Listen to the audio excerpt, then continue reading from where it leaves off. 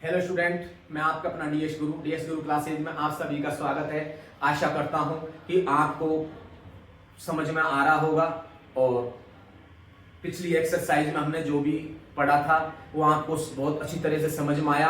और अगर समझ में कम आया तो हम इस चैप्टर में पूरा प्रयास करेंगे कि आपको और भी बेहतर तरीके से पढ़ाया जा सके और आपको अच्छे से समझ में आए। तो अधिक से अधिक सब्सक्राइब करें और सभी बच्चों के साथ में शेयर करें जो वो पढ़ाई का लाभ ले सके। तो हम बात करते हैं बहुपद की। सेकंड चैप्टर क्या है हमारा? बहुपद। तो सबसे पहले क्या है कि बहुपद किसे कहते हैं, इसकी बात करेंगे कि बहुपद किसे कहते हैं। तो बहुपद क्या है कि वैसे बीजीय व्यंजक वैसे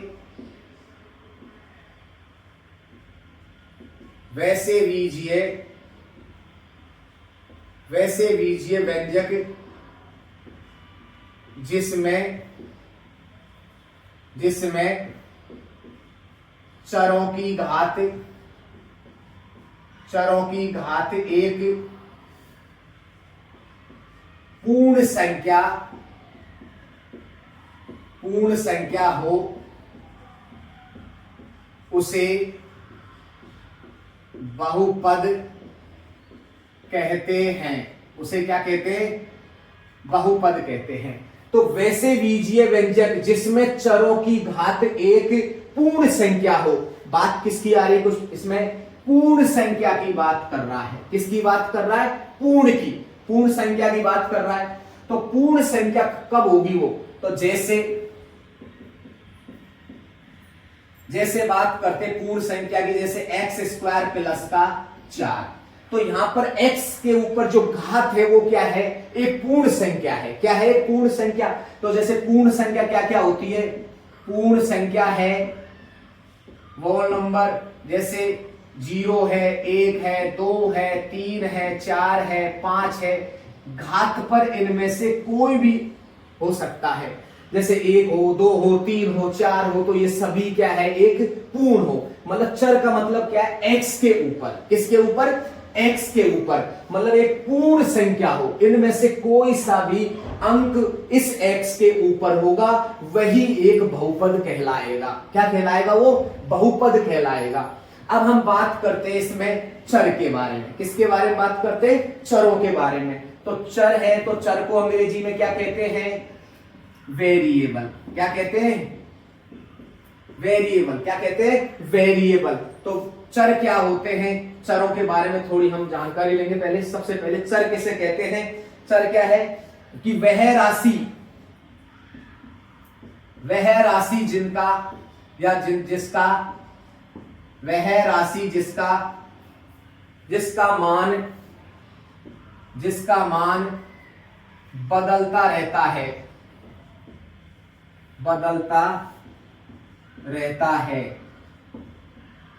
वह राशि जिसका मान बदलता रहता है, या जिनका मान फिक्स नहीं हो। कैसा नहीं हो? फिक्स नहीं हो, जिनका मान बदलता रहता है। फॉर एग्जाम्पल, जैसे जिनका मान कब बदलेगा? जैसे x है, y है, z है और भी कुछ, मतलब हमारे जो अंग्रेजी वर्णमाला है उनकी अक्षर कोई भी हो सकते हैं। A B C D X Y Z जो भी है ये सब हो सकते हैं। जैसे X Y Z। अब X का मान क्या है? जैसे हम कोई क्लास में पढ़ रहे हैं, जैसे 8th क्लास में पढ़ा, X का मान कहीं हमने 1 पढ़ा, X का मान कहीं हमने 5 पढ़ा, X का मान कभी हमने -3 पढ़ा, कुछ भी पढ़ सकते हैं। X का मान कुछ भी हो सकता है। तो क्या कहा कि चर किसे कहते हैं? वह राशि जिसका मान बदलता रहता है, वह राशि जिसका मान फिक्स नहीं हो, उसे हम चर कहते हैं। और चर कौन से हैं? x, y और z। ये सब क्या है? ये चर हैं। क्या है? ये चर हैं। तो हम बात करते हैं अब अचर की। अचर को क्या कहते हैं? कॉन्स्टेंट।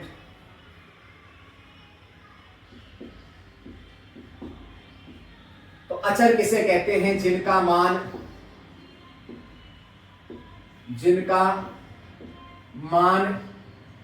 फिक्स हो उसे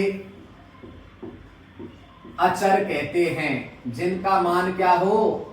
फिक्स हो उसे क्या कहते हैं हम, जिनका मान फिक्स हो उन्हें क्या कहते हैं, अचर कहते हैं। अब फिक्स का मान किसका है, जैसे 1 है, 2 है, 3 है, 4 है, 5 है, ये संख्या सभी, क्योंकि हमने देखा है कि 1 है ये, हम पहले LKG में UKG में जब हम पढ़े थे तो ये उस टाइम से पढ़ते आ रहे हैं कि ये 1 है, इसको हम पढ़ते आ रहे हैं कि ये 2 है, इनको पढ़ते आ रहे हैं कि हम 3 है, इनको पढ़ते आ रहे हैं 4 है, ये है कि 5 है, तो 5 है तो 5 ही रहेगा। इसी तरह से जिनका मान फिक्स हो, क्या हो, मान उसका फिक्स हो, जिनका मान फिक्स हो उसे अचर कहते हैं। क्या कहते हैं, उसे अचर कहते हैं। अब अचर के बाद में अगली कंडीशन है हमारी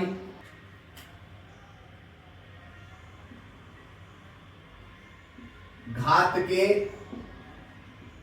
आधार पर बहुपद।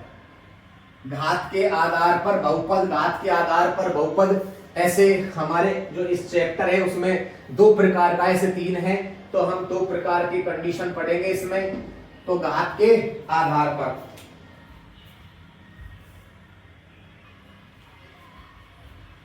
तो घात के आधार पर बहुपद कितने प्रकार का है, 3 प्रकार का है। पहला है रेखिक बहुपद, दूसरा है द्विघात बहुपद और तीसरा है त्रिघात बहुपद। हमारे इस एक्सरसाइज में या आने वाले चैप्टरों में सबसे ज्यादा द्विघात बहुपद, सबसे ज्यादा द्विघात बहुपद यूज होगा, तो हमारा सबसे इंपॉर्टेंट है द्विघात बहुपद। हम पढ़ेंगे तीनों को, इनकी डेफिनेशन वगैरह है वो थोड़ी हल्की लेनी है। तो रेखिक बहुपद, द्विघात बहुपद और त्रिघात बहुपद। तो सबसे पहले हम बात करते हैं रेखिक बहुपद। रेखिक बहुपद, रेखिक बहुपद किसे कहते हैं कि वह बहुपद जिसमें चर की अधिकतम घात 1 हो। क्या हो,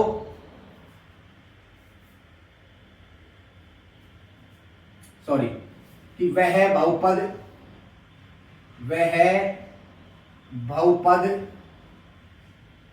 जिसमें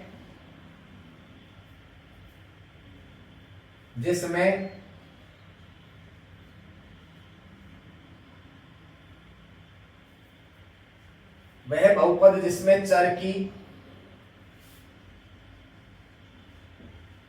अधिकतम घात 1 हो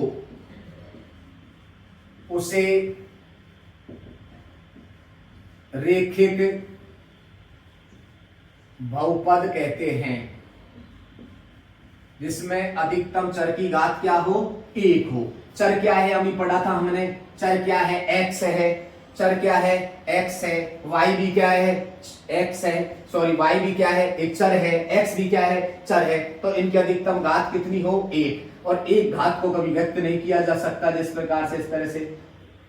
तो ये क्या है, जैसे जिनकी चर की अधिकतम घात कितनी हो, 1 है, जैसे y प्लस का 2, तो ये क्या है, जिसमें चर की घात अधिकतम कितनी हो, 1, उसे क्या कहते हैं, रेखिक बहुपद कहते हैं। अब उसके बाद में दूसरा कौन सा है हमारा, द्विघात बहुपद। वह बहुपद जिसमें चर की अधिकतम घात 2 हो उसे द्विघात बहुपद कहते हैं। द्विघात बहुपद कहते हैं। कैसा बहुपद कहते हैं उसे, द्विघात बहुपद कहते हैं कि वह बहुपद जिसमें चर की अधिकतम घात 2 हो उसे द्विघात बहुपद कहते हैं। कैसा बहुपद कहते हैं इसे, जैसे क्या है, जैसे द्विघात बहुपद के लिए कौन सा होगा, द्विघात बहुपद के लिए है जैसे ax² plus bx plus c। तो इसमें अधिकतम कितनी घात आ रही है, चर की अधिकतम घात कितनी है, 2 है। अधिकतम कितनी घात है, 2 है। जैसे 4x² प्लस का 5x प्लस का 6, तो इसमें अधिकतम घात कितनी है, 2 है। वह बहुपद जिसमें चर की अधिकतम घात 2 हो उसे द्विघात बहुपद कहते हैं। और ये हमारे चैप्टर में सबसे ज्यादा जो यूज होगा, सबसे ज्यादा हम पढ़ेंगे वो द्विघात बहुपद को ही पढ़ेंगे। तो उसके बाद में तीसरा पॉइंट है, तीसरे नंबर पर है त्रिघात बहुपद, कि वह बहुपद जिसमें चर की अधिकतम घात 3 हो उसे त्रिघात बहुपद कहते हैं। वह बहुपद जिसमें चर की अधिकतम घात 3 हो उसे क्या कहते हैं, त्रिघात बहुपद कहते हैं। जैसे कैसे,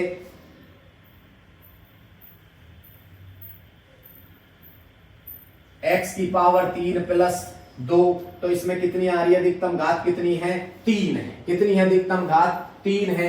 तो उसे घात के आधार पर बहुपदों के प्रकार हो गए, द्विघात बहुपद, रेखिक बहुपद और त्रिघात बहुपद। इसके बाद में हम बात करते हैं नेक्स्ट पॉइंट की, बहुपद के। नेक्स्ट है बहुपद के शून्यांक। शून्यांक का मतलब क्या होता है, 0। ठीक है, तो क्या है, शून्यांक के बारे में बात करते हैं। जो शून्यांक के बारे में बात करेंगे वो क्या है, बहुपद के शून्यांक। तो सबसे पहले शून्यांक की कंडीशन क्या है, शून्यांक किसे कहते हैं, शून्यांक के बारे में हमें पता होना चाहिए, शून्यांक क्या है। तो नेक्स्ट स्थिति में है शून्यांक के बारे में कि ऐसा x का मान क्या है, ऐसा x का मान, ऐसा x का मान जिसको जिसको जिसको बहुपद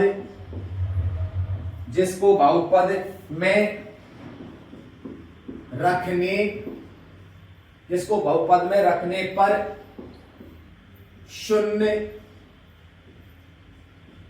जीरो बोल सकते हैं, शून्य भी बोल सकते हैं, शून्य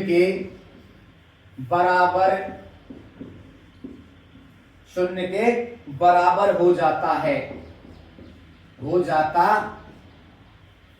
जाता है, उसे बहुपद का शून्यांक कहते हैं या शून्यांक कहते हैं। तो हमने क्या पढ़ा इसमें, बहुपद के शून्यांक में क्या पढ़ा कि ऐसा x का मान, किसका मान, x का मान, जिसको बहुपद में रखने पर, किसमें रखेंगे, बहुपद में रखने पर शून्य के बराबर हो जाता है, उसे शून्यांक कहते हैं। उसे क्या कहते हैं, हम शून्यांक कहते हैं। तो शून्यांक कहते हैं, तो इसमें कैसे रखेंगे, जैसे हमने लिया यहां पर, जैसे कोई भी px बराबर है, जैसे x प्लस का 4, तो मैं क्या करूंगा, इसको px है, इसका मान क्या रखूंगा, शून्य रखूंगा। क्या रखूंगा, इसका मान शून्य रखूंगा।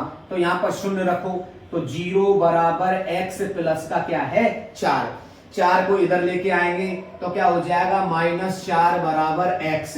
तो यहां पर x का मान क्या रखें कि शून्य हो जाए, तो x का मान क्या रखेंगे यहां पर, शून्य। तो क्या रखेंगे यहां पर, px बराबर, अब px का मान क्या होना चाहिए, 0। px का मान क्या होना चाहिए, 0। तो सबसे पहले हमें सुनना क्या है कि ऐसा x का मान जिसको बहुपद में रखने पर शून्य के बराबर हो जाता है। तो मैंने क्या किया, px बराबर x प्लस 4, एक एग्जांपल लिया। px का मान मैंने क्या रखा यहां पर, 0।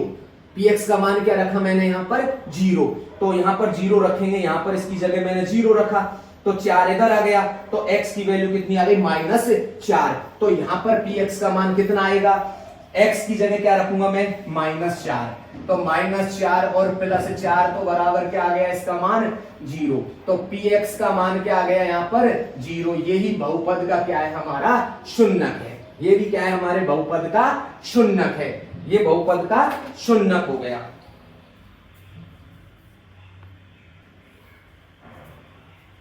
तो बात करते हैं x अक्ष के सभी बिंदुओं के लिए y निर्देशांक क्या होता है, 0।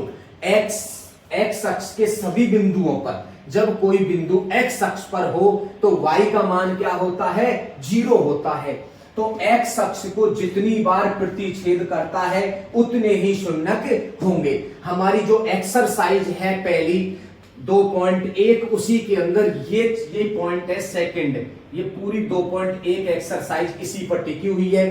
क्वेश्चन में क्या कहा, जिस प्रकार से हमारा कोई ग्राफ है, ये हमारा y अक्ष हो गया और ये हमारा x अक्ष है। कौन सा अक्ष है, x अक्ष है, ये y अक्ष है। यहां 0 यहां ले लिया मान, इस तरह से है। अब जैसे यहां पर इस तरह से कोई रेखा प्रतिच्छेद कर रही है, तो इसमें क्या कहा, एक्स अक्ष को जितनी बार प्रतिच्छेद करता है उतने ही शून्यक होंगे। तो इसमें सबसे पहले बात करते हैं किसकी, शून्यक की। किसकी बात करते हैं, शून्यक की। तो इसमें कितने शून्यक होंगे, सबसे पहले देखो ये अक्ष, एक्स अक्ष कौन सा है, ये वाला हमारा कौन सा अक्ष है, एक्स अक्ष है। कौन सा अक्ष है, ये वाला एक्स अक्ष है। इस एक्स अक्ष को कोई रेखा कितनी बार प्रतिच्छेद कर रही है, वो ही हमारे शून्यक होंगे। पहली बार एक, यहां पर एक बार कर रही है, दूसरी बार यहां पर कर रही है, और तीसरी बार यहां पर कर रही है। कितनी बार कर रही है, 3 बार। तो इस कितना शून्यक होगा इसका, 3 शून्यक होंगे। तो इसके शून्यक कितने होंगे, 3 होंगे। अब जैसे फॉर एग्जांपल यहां पर जैसे इस तरह से दे रखा है, ये हमारा कोई एक्स अक्ष है और ये हमारा कोई वाई अक्ष है। अब कोई रेखा इस तरह से है, तो ये बताओ इसमें शून्यक कितने होंगे। इसमें शून्यक क्या है, जब कोई रेखा एक्स अक्ष को जितनी बार प्रतिच्छेद करती है उतने ही उसके शून्यक होंगे। अब यहां पर ये रेखा एक्स अक्ष को प्रतिच्छेद कर रही है, नहीं कर रही है, तो इसमें शून्यक क्या होंगे, 0 होंगे। कितने होंगे, 0 होंगे। अगर जैसे कोई रेखा किसी को स्पर्श करती है, जैसे ये क्या है हमारा, इस तरह से है, तो यहां पर जो प्रतिच्छेद कर रही है, तो प्रतिच्छेद का मतलब उसी हिसाब से होगा कितनी बार कहां पर कर रही है। तो जैसे यहां से इस तरह से जा रही है वो, तो कितने बिंदुओं पर प्रतिच्छेद कर रही है वो, यहां पर केवल एक बिंदु पर। तो इसका शून्यक क्या होगा, इसका शून्यक होगा 1। कितना होगा इसका शून्यक, 1 होगा। हेलो स्टूडेंट, मैं आपका अपना डीएस गुरु क्लासेज में आप सभी का स्वागत है। आशा करता हूं कि मेरा जो पिछला वीडियो है आपको अच्छी तरह समझ में आया होगा और आगे भी आएगा। मैं और बेहतर कोशिश करूंगा आपको समझाने की। तो हम बात करते हैं बहुपद एक्सरसाइज 2.1, जिसमें कुछ एग्जाम्पल नंबर फर्स्ट, उदाहरण नंबर हमारा पहला है। क्या दिया हुआ है, किसी बहुपद px के लिए y बराबर px का ग्राफ नीचे आकृति 2.9 में दिया है। प्रत्येक स्थिति में px के शून्यकों की संख्या याद कीजिए। क्या पूछा क्वेश्चन में, शून्यकों की संख्या पूछी है। तो पहला ये दिया हुआ है जिसमें शून्यक है, दूसरा ये दे रखा है इसमें शून्यक, इनमें निकालना है शून्यक। हमने पिछली जो बेसिक कॉन्सेप्ट पढ़ा था उसमें हमने शून्यक के बारे में जानकारी ली थी कि जो रेखा एक्स अक्ष को जितनी बार काटती है या प्रतिच्छेद करती है उतने ही उसके शून्यक होंगे। अगर कोई रेखा एक्स अक्ष को नहीं काटती है तो उसके शून्यक 0 होंगे। तो हम इस एक्सरसाइज को पढ़ते हैं। पहला दे रखा है, एक्स अक्ष को कितनी जगह काट रही है, यहां पर केवल एक जगह, तो इसका शून्यक क्या होगा, 1 होगा। क्या होगा, इसका शून्यक 1 होगा। नेक्स्ट क्वेश्चन, इसमें एक्स अक्ष को कितनी बार काट रही है, एक यहां पर और एक यहां पर। ये एक्स अक्ष है हमारा, लेटी हुई लाइन है, इसे क्या कहते हैं, इसे बोलते हैं क्षैतिज। खड़ी हुई लाइन को ऊर्ध्वाधर बोलते हैं। तो ये क्षैतिज है, क्षैतिज को एक्स अक्ष कहते हैं। क्षैतिज को क्या कहते हैं, एक्स अक्ष कहते हैं। तो एक्स अक्ष को कितनी जगह काट रही है, प्रतिच्छेद कर रही है रेखा, एक्स अक्ष को प्रतिच्छेद कर रही है, एक यहां पर और एक यहां पर। तो इसके शून्यक कितने होंगे, 2 शून्यक होंगे। इसका आंसर 2 होगा। यहां पर देखो कितनी जगह एक्स अक्ष को प्रतिच्छेद कर रही है रेखा, एक यहां पर, 2 यहां पर, 3 यहां पर। तो इसके शून्यक कितने होंगे, 3 होंगे। 3 होंगे। इनको ऐसे भी बोल सकते हो 1 2 3, 1 2 3, या ऐसे भी लिख सकते हो 1 2। यहां पर ऐसे भी लिख सकते हो 1 और 2, कोई दिक्कत नहीं है, क्योंकि ये 1 है और यहां पर क्या है, 2 है। यहां पर 1 है तो 1 लिख सकते हो, कोई दिक्कत नहीं। तो यहां पर कितने काट रही है, 1 पर, तो 1 होगा। अगला में देखो यहां पर कितनी जगह काट रही है, केवल एक बिंदु पर स्पर्श कर रही है। कितने बिंदुओं पर, 1 पर। तो इसका शून्यक क्या होगा, 1 होगा। अगले क्वेश्चन में यहां पर देखो कितनी जगह प्रतिच्छेद कर रही है, एक जगह, 2 यहां पर, 3 यहां पर और 4 यहां पर। तो इसका शून्यक कितना होगा, 4 होगा। तो इसी के साथ में हमारे एग्जाम्पल इसके कंप्लीट हुए। अब हम एक्सरसाइज 2.1 को स्टार्ट करते हैं।